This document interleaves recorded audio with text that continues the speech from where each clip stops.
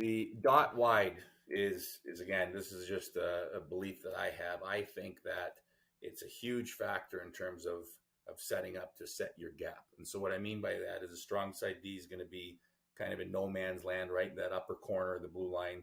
And your weak side D is I use the dot wide. You don't physically have to be right in line with the dot, but pretty close. And I think you're going to see why that's important just in terms of setting your gap. As I mentioned, the dot wide, I think, has a lot of benefits, not only defensively, but in the offensive zone as well, in terms of pinching with heels on the wall, holding pucks in, getting to loose pucks, etc. So you practice like you play. So here's a clip here. We're just doing some forechecking drills back at Niagara. And as you see, I was mentioning no man's land. Okay, in this area, we have a little bit of a pre-pinch with our D in this specific drill, but our other D, our weak side D, is in line with that dot. Similar day of practice, but we're doing another little in-zone drill. And again, you have to make these guys do it or else they get lazy. So you have your strong side D in the no man's land. You have the D on the weak side, the dot. And a big thing, again, time and space is everything.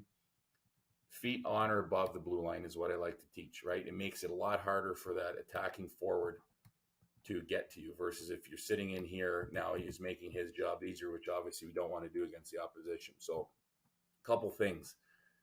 Anytime a puck goes low to high, just in general for the D, there's three things that are going to usually happen. They're going to return the puck on the net, they're going to go D to D, or they're going to return it back down the wall, right? And this will come into play when we get to our box outs. But as we see with our weak side D set up here, when if a puck shot or auto rim out or whatever squirts over here, it's a lot easier to come down and get that puck than if we were in line, let's say, with the short side post.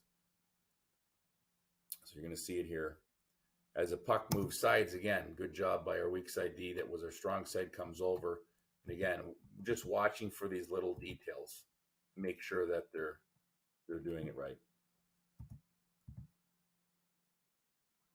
Okay, so there's the example that I said. That puck there, right, return to the net, he misses the net. Ideally, we want to score, right? We want to get it on net, but good news is he got it below the goal line, and now our weak side D is on that puck.